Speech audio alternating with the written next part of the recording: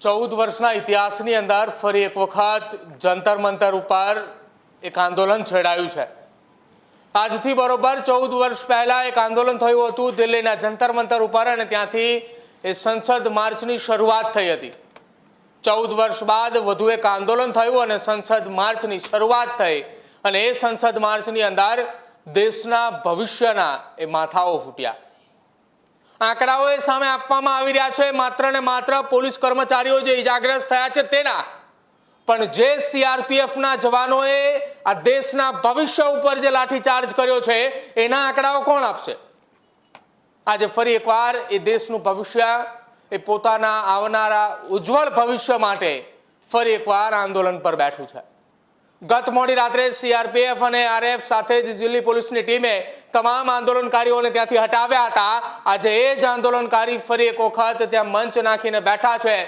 Cockroach જનતા પાર્ટીના એ સ્થાપક અભિજીત દીપકે પણ ત્યાં પહોંચ્યા છે અને ફરી એક વખત એની એ જ માંગ સાથે તેઓ અડગ છે અને આજે પણ સંસદ માર્ચ કરવાની જાહેરાત પણ કરી દેવામાં આવી છે।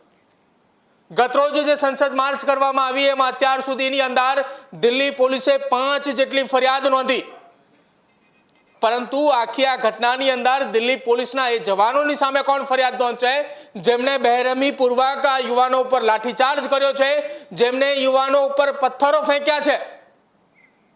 આખી આ ઘટનાની અંદર ગુનેગારો એટલા જ જેટલા યુવાનો છે એની સામે એટલા જ ગુનેગારો દિલ્હી પોલીસના જવાનો છે કે જેમણે જાહેરની અંદર પથ્થરમારો કર્યો છે। કેટલાક નિવેદનો ત્યાંથી જંતર મંતરથી આવી રહ્યા છે। કદાચિત એ નિવેદનો દિલ્હી પોલીસે સાંભળવા જોઈએ, કેમ કે દિલ્હી પોલીસના કેટલાય એવા જવાનો છે કે જેમના દીકરાઓ પણ ત્યાં આંદોલન પર બેઠા છે।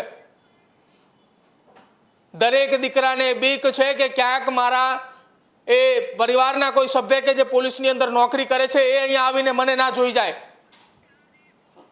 24 કલાકની અંદર દિલ્હીના જંતર મંતર ઉપર હવે ધીરે ધીરે સંખ્યાઓ વધી રહી છે। ગતરોજ સંસદ માર્ચ દરમિયાન જે લગભગ 35 થી 40 હજાર યુવાનો ત્યાં હાજર હતા એની જગ્યાએ આજના દિવસની અંદર સંખ્યાની અંદર વધારો થયો છે। આજે પણ સંસદ કૂચ કરવાની જાહેરાત કરી છે અને બીજી તરફ સાંસદ ચંદ્રશેખર આઝાદ એ સંસદ ભવનના મેદાનની અંદર જ ઉપવાસ પર બેસી ચૂક્યા છે। હવે વર્ષો બાદ દેશની અંદર એક એવું આંદોલન ચાલી રહ્યું છે કે જેની કોઈ દિશા ચિંતનારું નથી। બસ દેશનો દરેક નાગરિક આ આંદોલનનો હિસ્સો છે અને દરેક વ્યક્તિ એ પોતાના આવનારા ભવિષ્ય, પોતાના બાળકોના આવનારા ભવિષ્ય માટે આંદોલન કરી રહ્યો છે અને એ આંદોલનનો આજે બીજો દિવસ શરૂ થયો છે। આજે પણ સંસદ કૂચ થવાની છે। આજે પણ કદાચ ક્યાંક કોકના માથાઓ પણ ફૂટશે।